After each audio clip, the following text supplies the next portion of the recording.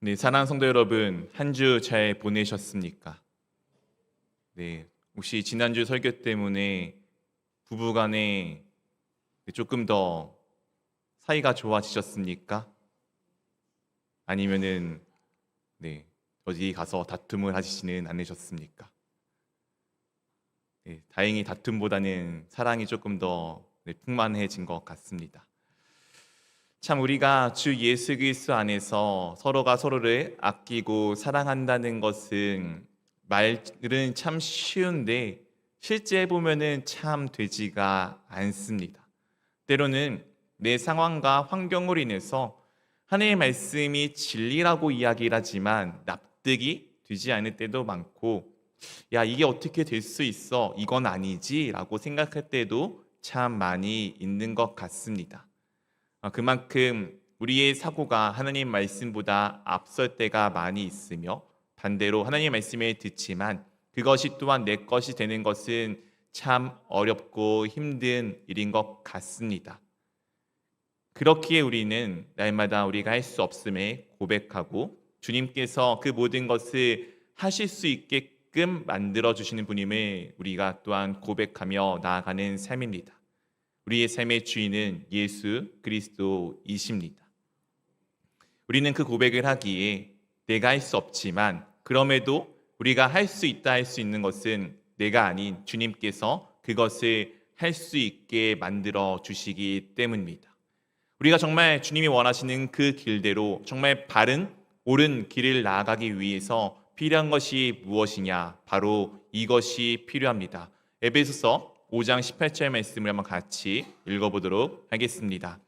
술 취하지 말라. 이는 방탕한 것이니 오직 성령으로 충만함을 받으라. 술 취하지 말라. 이 술이라는 것은 무언가 내 삶을 지배하는 그 어떤 것을 의미한다라고 말씀드렸습니다. 술만큼 내 삶을 지배하는 것이 조금 명확하고 확실하게 드러나는 것이 잘 없습니다. 술 취해 보신 분들은 다 아시겠지만 정말 술이 내 삶을 막 좌우로 흔들어 놓는 것을 많이 보시지 않으셨습니까? 이 술을 취하는 것, 즉 내 삶에 다른 무언가가 지배하는 것은 오늘 말씀에 의하면은 방탕한 것이다라고 분명하게 말씀하여 주고 있습니다. 우리가 방탕한 삶이 되지 않기 위해서 무엇이 필요하냐면은 바로 성령입니다. 성령이 그냥 필요한 것에서 그치는 것이 아니라 오늘 말씀 가운데 분명히 성령으로 충만함을 받으라라고 말씀되어져 있습니다. 사랑하는 성도 여러분, 성령 충만하십니까? 성령 충만함이 무엇입니까?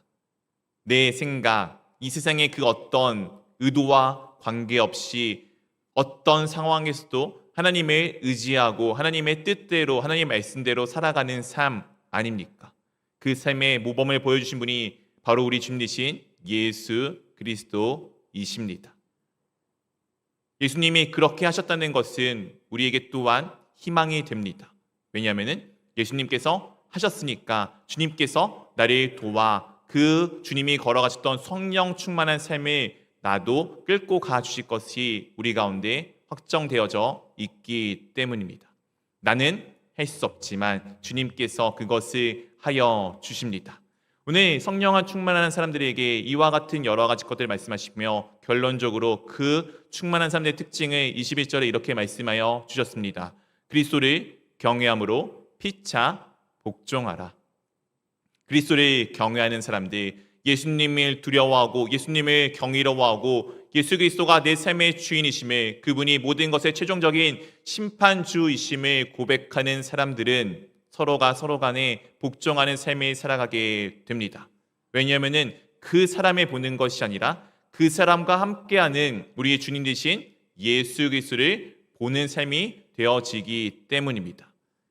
하나님께서, 예수님께서 이 사람과의 관계를 이제 다시금 이 성령 충만 사람들이 어떻게 해야 되는지를 말씀하여 주시면서 첫 번째 관계로 부부의 관계를 이렇게 우리 가운데 말씀하여 주십니다. 우리 22절 말씀 한번 같이 읽어보도록 하겠습니다. 아내들이여 자기 남편에게 복종하기를 주께 하듯 하라. 아내들이여 자기 남편에게 복종하기를 주께 하듯 하라. 지난주에 말씀드렸지만 이 복종이란 단어가 오늘날에는 상당히 조금은 부정적인 의미입니다. 그런데 원어에 보게 되면은 이 의미가 어떤 의미냐면은 주 하나님을 인정하는 것처럼 아니면은 그 누군가를 인정하는 것처럼 내가 스스로 그의 그 권위 아래 들어가는 것을 의미합니다. 즉 복종의 주체가 남편이 아닙니다. 아내가 그 복종의 주체가 되어져 있습니다. 아내가 그 남편의 권위를 인정하여 그 권위를 존중하여 주는 것이 바로 이 오늘 복종이라는 단어에 알맞는 표현입니다.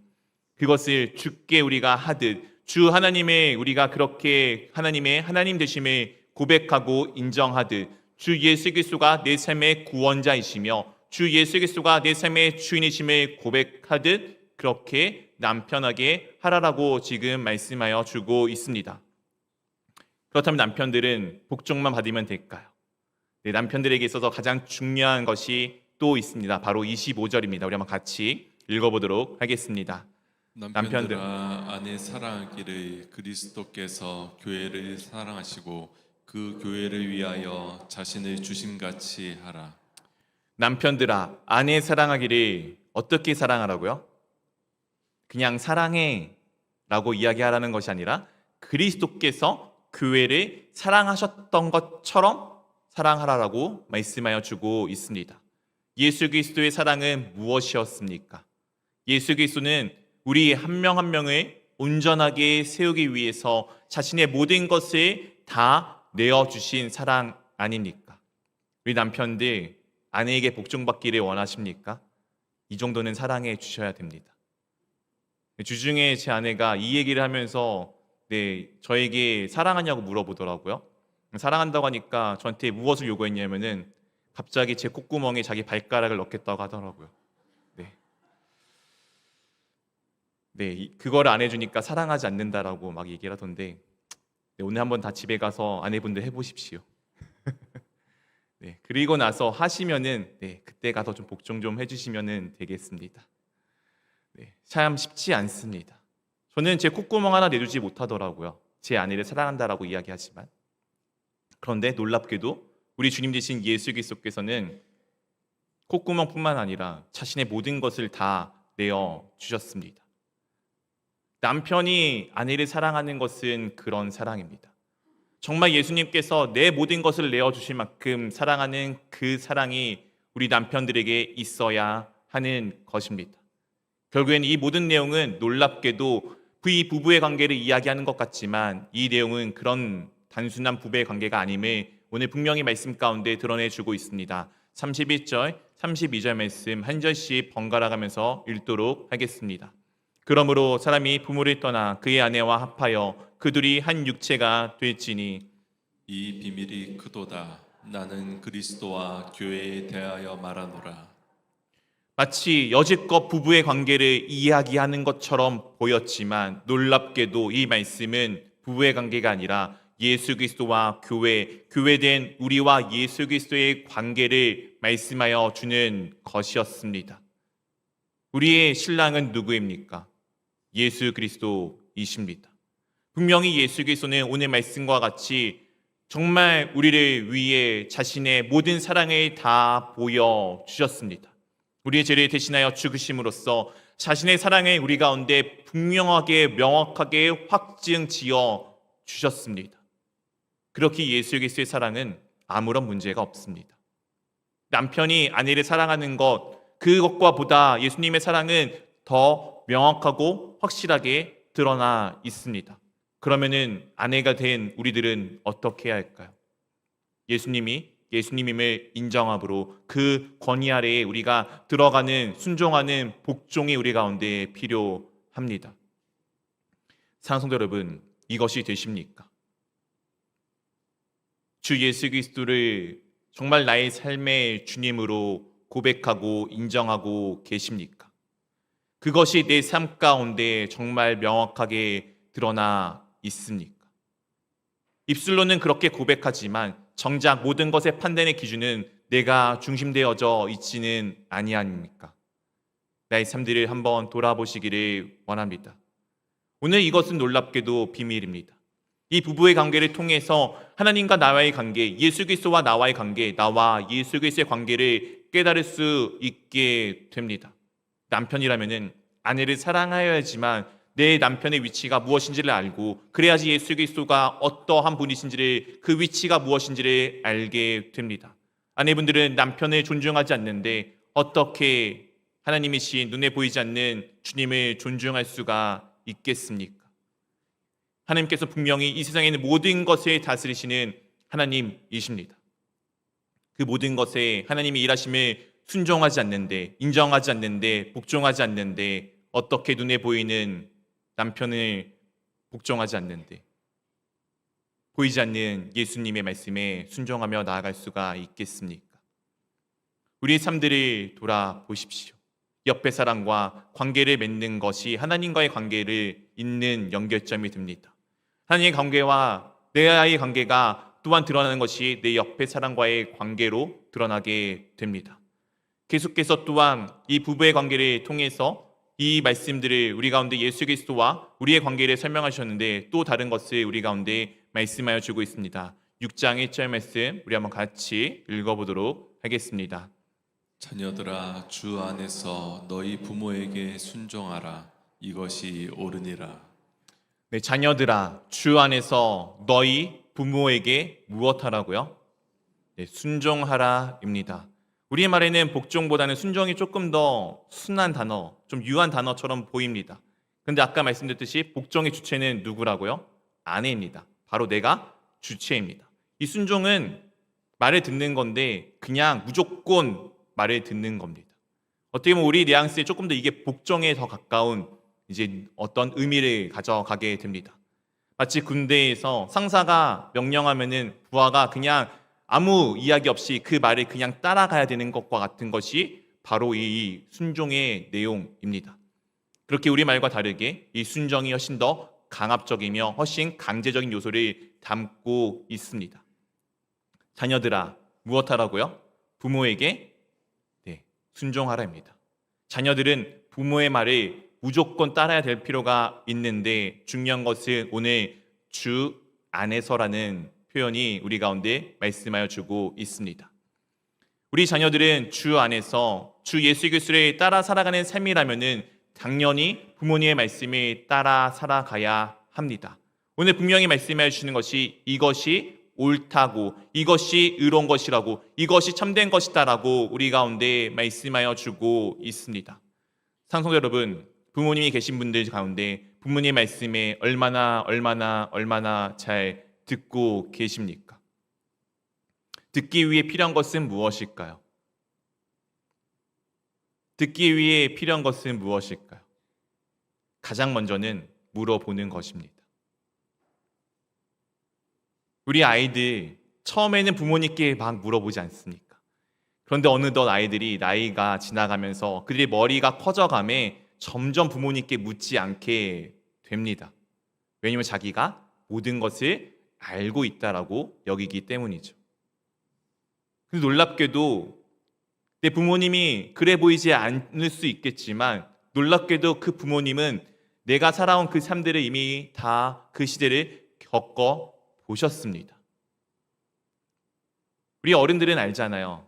우리 밑에 사람들을 볼 때, 저 때는 저렇게 하면 안 되는데, 저 때는 저것보다 이게 더 중요한데, 이미 부모님은 내가 겪었던 그 수많은 고민과 아픔들을 경험해 보셨고 삶의 지혜가 있으십니다. 그렇기에 자녀들은 부모님께 물어볼 필요가 있습니다. 이것을 물어보아야지만 부모님의 말씀이 무엇인지를 듣게 되어져 있습니다. 주님의 뜻을 우리가 알게 되는 것과 똑같습니다. 우리의 부모이신 하나님께 묻지 않는데 우리가 어떻게 하나님의 음성을 들을 수 있겠습니까? 묻는다는 것은 내가 들을 준비가 되어져 있다는 것 아닙니까? 우리가 주님께 묻듯 부모님의 말씀에 순종하는 삶이 될 수 있기를 원합니다. 이것이 어떤 내용인지 6장 2절 3절에 이렇게 또 우리 가운데 말씀하여 주고 있습니다. 내 아버지와 어머니를 공경하라. 이것은 약속 있는 첫 계명이니 이로써 내가 잘되고 땅에서 장수하리라. 우리가 알고 있다시피 부모를 공경하라는 10계명의 가운데 있는 정말 하나님이 우리 가운데 주신 계명 중에 하나입니다. 이 계명의 원래는 처음에 모태는 이 출애굽기에 담겨져 있지만 이 모습이 조금 더 자세하게 풀어준 것이 신명기 가운데 담겨져 있습니다. 신명기 5장 31절 32절에 이 내용을 이렇게 우리 가운데 말씀하여 주고 있습니다. 우리 한 절씩 번갈아 가면서 읽겠습니다. 그러므로 사람이 부모를 떠나 그의 아내와 합하여 그 둘이 한 육체가 제가 잘못 읽었네요. 신명기 5장 16절입니다. 죄송합니다. 5장 16절 말씀 우리 한번 같이 읽어보도록 하겠습니다. 너는 내 여호와께 명령한 대로 내 부모를 공경하라. 그리하면 내 하나님 여호와가 내게 준 땅에서 내 생명이 길고 복을 누리리라. 신명기 5장에 이 10계명에 대한 내용을 조금은 더 자세하게 풀어서 우리 가운데 말씀하여 주고 있습니다. 너는 내 하나님 여호와께서 무엇한 대로요? 명령한 대로, 말씀한 대로 어떻게 하라고요? 내 부모를 공경하라입니다. 우리 아들이 맨날 농담처럼 공격하라 이렇게 하는데 아시죠? 공격이 아니고 공경입니다. 존중하라입니다. 그러면은 어떻게 된다고요? 내 하나님 여호와가 내게 준 땅에서, 여기서의 준 땅은 여기 이 내용에서는 가나안 땅을 의미하게 됩니다. 그럼 우리가 지금 가나안 땅인 이스라엘 가운데 가야 되느냐? 그것을 의미하는 것은 아닙니다. 이 구약의 시대에 그 땅은, 하나님이 약속하신 그 땅은 가나안 땅, 지금 현재 이스라엘 나라가 서 있는 그 땅이지만 궁극적으로 이 땅은 우리 가운데 찾아오신 예수 그리스도이심을 분명히 신약 가운데 우리 가운데 말씀하여 주고 있습니다. 우리가 예수 그리스도 안에 살아가는 것이 바로 이 약속의 땅입니다. 하나님의 나라 가운데 살아가는 것이 바로 이 약속의 땅입니다. 주 예수 그리스도 안에서 살아가는 우리가 어떻게 되냐면은 내 생명이 길고 복을 누리리라 라고 분명히 우리 가운데 말씀하여 주고 있습니다. 내 날이 길다는 것은 단순히 오래 산다는 것이 아니라 예수 그리스도 안에서 영원히 살아가는 것을 의미하고 있습니다. 부모님을 공경하는 것, 이것이 하나님 나라의 삶을 영원히 살아가는 것임을 오늘 분명히 말씀하여 주고 있습니다. 왜냐하면은 눈에 보이는 부모님의 말씀에 순종하지 않는 사람이 보이지 않는 하나님의 말씀에 절대 순종할 수 없기 때문입니다. 부모의 말씀을 듣지 않는데 어떻게 참되신 부모이신 하나님의 말씀에 따라갈 수가 있겠습니까? 하나님의 말씀에 따라 살아가는 것이 진정으로 영원한 삶인데 우리가 그것을 하기 위해서는 먼저 부모님께 순종하고 그 부모님을 공경하고 그 부모님을 존중하는 것이 우리 가운데 필요합니다. 그렇게 이것이 얼마나 강조되어져 있는지 신명기 27장 15절 16절에 이렇게 우리 가운데 이 두 가지를 비교하면서 말씀하여 주고 있습니다. 우리 한 절씩 번갈아 가면서 읽겠습니다. 장색의 손으로 조각하였거니와 부어 만든 우상은 여호와께 가증한 것이니 그것을 만들어 은밀히 세우는 자는 저주를 받을 것이라 할 것이요 모든 백성은 응답하여 말하되 아멘 할지니라. 그의 부모를 경솔히 여기는 자는 저주를 받을 것이라 할 것이요 모든 백성은 아멘 할지니라. 15절에는 우상과 관련되어 있는 내용입니다. 우상을 세우는 자는 무엇한 사람이라고요? 저주를 받은 사람입니다.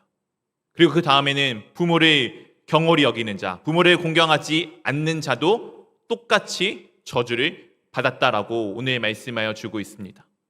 이 복과 저주를 선포하는 이 장 가운데 하나님을 향해서 세워지는 우상과 부모를 공경하지 않는 것이 지금 똑같은 위치에 놓여져 있음을 우리 가운데 보여주고 있습니다. 자녀 여러분, 부모를 공경하십시오. 이것이 여러분 가운데 예수 그리스도를 주님으로 믿고 고백하는 삶의 첫 걸음입니다. 때로는 부모님의 말씀이 내기에 달갑지 않습니까? 그럼에도 한번 그 말씀 있는 그대로 한번 따라 보십시오. 그때 여러분 삶 가운데 하나님이 붙들어 주시는 놀라운 은혜를 경험하게 될 것입니다. 오늘 분명히 하나님께서 말씀하십니다. 이것을 통해서 우리가 하나님 나라의 영원한 삶에 살아갈 수 있음을 분명히 말씀하여 주고 계십니다. 그렇다면은 부모는 부모는 이 아이에게 말만 하며 내 뜻대로 모든 것을 다 행하게끔 만드는 존재일까요? 오늘 4절에 이렇게 우리 가운데 말씀하여 주고 있습니다. 우리 4절 같이 한번 읽어보도록 하겠습니다. 또 아비들아 너희 자녀를 노엽게 하지 말고 오직 주의 교훈과 훈계로 양육하라. 오늘 앞에는 부모를 공경하라 했는데 오늘은 아비만 등장을 합니다. 왜냐하면 당시 로마 시대의 이 아비가 이 집안의 모든 권세를 쥐고 있었기 때문입니다. 요즘 우리나라 이 사회의 약간 이슈 중에 하나, 약간 좀 문제되는 것 중에 하나가 가정폭력입니다. 근데 여전히 우리나라도 약간 이런 마음이 있죠. 저 집안의 문제는 저 집안에서 해결해야지 라는 마음이 있습니다. 그래서 옆에서 어떤 집안의 가정폭력이 일어나도 알아서 해결하겠지라고 하면서 신고를 하는 것이 조금은 잘 이루어지지 않는 것이 우리나라 사회의 모습이긴 합니다. 이 당시 로마는 그것이 조금 더 심하였습니다. 아버지가 곧 이 집안의 법입니다. 아버지가 생각하고 아버지가 뜻하는 것이 이 집안의 모든 것대로 되어져 가는 것입니다. 심지어 아버지들은 자신의 자녀들을 노예와 같이 부려먹을 권한도 있었고 아버지가 본인의 마음의 뜻대로 잘 되지 않으면 자녀들의 생명을 앗아갈 수도 있는 권한이 당시에는 있었습니다. 그렇기에 이 집안을 대표하는 아버지에게 지금 말하고 있는 것입니다. 무엇하라고요? 너희 자녀를 노엽게 하지 말고. 사랑하는 성도 여러분, 자녀를 화나게끔 만들어 보셨습니까? 다 한 번씩은 해보셨죠? 오늘 그렇게 하지 말라라고 말씀하여 주고 있습니다. 어떻게 우리가 자녀를 노엽게 하지 않을 수 있을까요? 그것은 자녀의 마음을 잘 이해해주고 그의 바람대로 해주면 됩니다. 그런데 문제는 그렇게만 하다 보면은 이 자녀가 갈 때를 바른 길을 가지 못하고 엉뚱한 길로 계속 끊임없이 갈 수도 있는 문제점이 발생을 하게 됩니다. 그래서 우리는 이 아이들에게 교육을 해야 되는데 이 교육에 있어서 어떠한 선이라는 것이 분명히 필요합니다. 어제도 이제 제가 금쪽 같은 내 새끼를 보는데 정말 부모가 선이 너무 없으시더라고요. 자녀가 정말 그래서 엉망진창이 되는 것을 보았습니다. 때로는 안 되고 때로는 괜찮고 하는 그 왔다 갔다 하는 선에 이 아이가 갈팡질팡 어디로 가야 될지를 몰라 방황하는 모습을 보게 되었습니다. 그 아이는 그래서 사회에 부적응자가 되어져가는 모습을 좀 보게 되었습니다. 그렇다면은 우리에게 분명히 선이 필요한데 이 선은 어떤 선이 맞을까요? 부모인 내 생각이 이 선이 되어지는 것이 맞을까요? 놀랍게도 부모인 우리는 때로는 이 선이 온전히 똑같이 지켜지지 못함을 알고 있습니다. 어제는 되다가 오늘은 갑자기 화가 나서 그 선이 안 지켜질 때도 있고 오늘은 갑자기 내 아들이, 내 자녀가, 내 딸이 너무나도 그 울분짖는 모습이 불쌍해서 지켰던 선이 깨져나가는 모습들도 발견될 때가 있습니다. 부모가 만들어 놓은 선은 절대 온전하게 지켜질 수가 없습니다. 그래서 우리에게 무엇이 필요하냐? 바로 이것입니다. 오직 주의 교훈과 훈계로 양육하라. 하나님의 말씀은 진리입니다. 하나님의 말씀은 변함이 없습니다. 하나님의 말씀은 언제나 올곧고 언제나 바릅니다. 우리가 내 자녀를 양육해야 되는 것은 내 뜻과 내 의가 아닙니다. 내가 하고 싶었던 바람에 그에게 투영하는 게 아니에요. 하나님의 뜻이 그 가운데 이루어지기를 위해서 주님의 말씀과 주님의 뜻과 주님의 훈계로 우리가 그 아이 한 명 한 명을 잘 양육하여야 할 필요가 있습니다. 사랑하는 부모님들, 자녀는 내 소유가 아닙니다. 물론 내 사랑을 쏟아야 되며 내 가진 것을 모두 다 주어야 하는 존재이긴 하지만 놀랍게도 내 가장 많은 에너지와 가장 많은 것을 쏟아 부었음에도 그 존재는 내게 아닙니다. 그 존재는 바로 하나님의 것입니다. 시편 127편 3절에 이렇게 우리 가운데 말씀하여 주고 있습니다. 우리 한번 같이 읽어보도록 하겠습니다. 보라, 자식들은 여호와의 기업이요 태의 열매는 그의 상급이로다. 자식들은 여호와의 기업입니다. 내 자녀는 내게 아니고 하나님의 것입니다. 하나님께서 이루어가시는 놀라운 하나님의 뜻을 이루어가는 하나님의 사랑하는 사람입니다. 내 자녀이지만 내게 아닌 하나님의 것입니다. 우리 사랑하는 성도 여러분, 그 마음으로 지금 내 자녀를 대하고 있습니까? 아니면은 내가 원하는 내 바람대로 자녀가 이루어지기를 내 것만을 계속 그에게 쏟아붓고 계시는 않습니까? 오늘 분명히 말씀하여 주십니다. 주의 교훈과 훈계로 양육하라. 나의 교훈과 나의 훈계가 아닌 주의 교육과 주의 교훈과 훈계와 그것을 가지고 양육하라라고 말씀을 주고 있습니다. 우리 사랑하는 성도 여러분, 우리가 주님 앞에 이런 삶이 되어지기를 원합니다. 우리 모두 다 자녀이기도 하며 우리 모두 다 또한 부모가 되어질 것입니다. 부모의 마음으로서 자녀를 정말 주님 안에서 잘 양육하시고 또한 자녀의 마음으로서 부모에게 공경하는 그 삶을 가져갈 때 하나님 앞에서 살아가는 삶이 이루어지기 시작할 것입니다.